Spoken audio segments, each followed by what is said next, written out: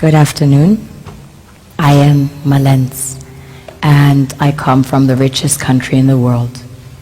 It is located in the richest continent in the world, in the west of the richest continent. My country is called Sierra Leone. On the surface, we are blessed with infinite beauty and abundance of flora and fauna, producing the most exquisite harvest of coffee, cocoa, fruits, vegetables, and caoutchouc. You name it, we've got it. We also have diverse wildlife and vast marine resources, and waterfalls and rivers that run into the most beautiful beaches. The land is golden, literally, a true paradise, which of course is inhabited by the most beautiful souls.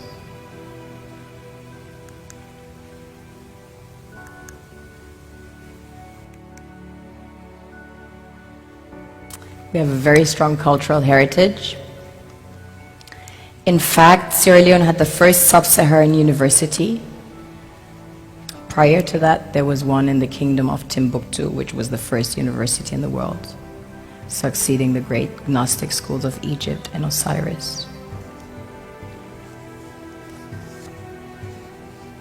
On a deeper level, we are blessed with the real treasures the kings and queens of this world desire.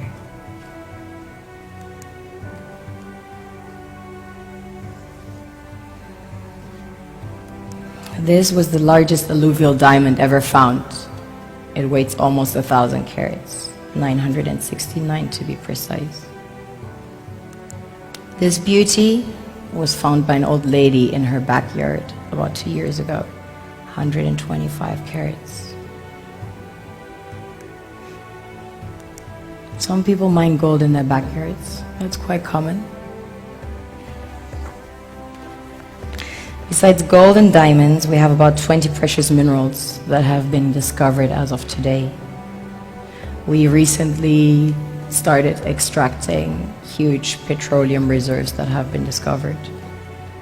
We have platinum, ilmenite to make titanium, rutile to coat jets, iron ore, the largest iron ore deposits in Africa, the third largest in the world. Tantalite, also known as coltan, used in your mobile phones and computers. Bauxite for aluminium production. Zinc, chrome ore, copper, coal, phosphates, potassium, salt, lead, granite, asbestos, nickel, zircon. Furthermore, we have exquisite timber like mahogany, antique, and we have the most beautiful stamps in the world.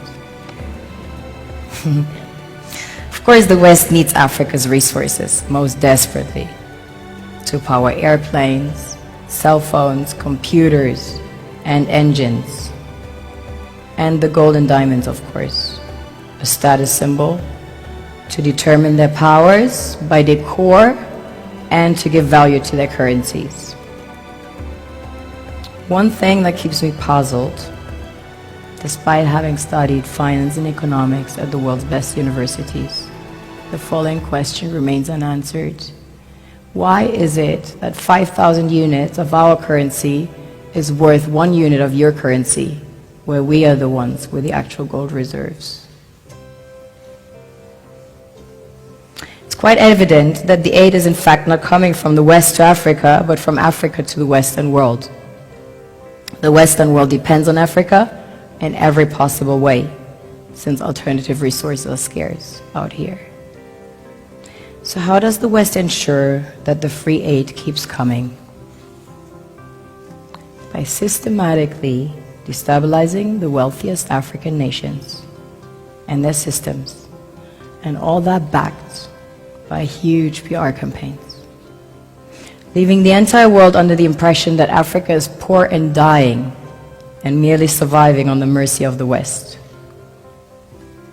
Well done, Oxfam, UNICEF, Red Cross, Life Aid, and all the other organizations that continuously run multi-million-dollar advertisement campaigns depicting charity porn to sustain that image of Africa globally.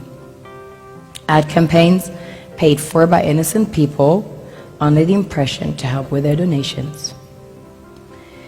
While one hand gives under the flashing lights of cameras, the other takes in the shadows. We all know the dollar is worthless, while the euro is merely charged with German intellect and technology, and maybe some Italian pasta. How can one expect donations from nations that have so little? It's super sweet of you to come with your colored paper in exchange for our gold and diamonds. But instead, you should come empty-handed, filled with integrity and honor. We want to share with you our wealth and invite you to share with us. The perception is that a healthy and striving Africa would not disperse its resources as freely and cheaply, which is logical. Of course, it would instead sell its resources at world market prices, which in turn would destabilize and weaken Western economies, established on the post-colonial free meal system. Last year, the IMF reports that 6 out of 10 of the world's fastest growing economies are in Africa, measured by their GDP growth. The French Treasury, for example, is receiving about $500 billion year in, year out, in foreign exchange reserves from African countries based on colonial debt they forced them to pay. Former French President Jacques Chirac stated in an interview recently that we have to be honest and acknowledge that a big part of the money in our banks comes precisely from the exploitation of the African continent. In 2008, he stated that without Africa, France will slide down in the rank of a third world power. This is what happens in the human world, the world we have created. Have you ever wondered how things work in nature? One would assume that in evolution the fittest survives. However, in nature, any species that is overhunting, overexploiting the resources they depend on as nourishment, natural selection would sooner or later take the predator out.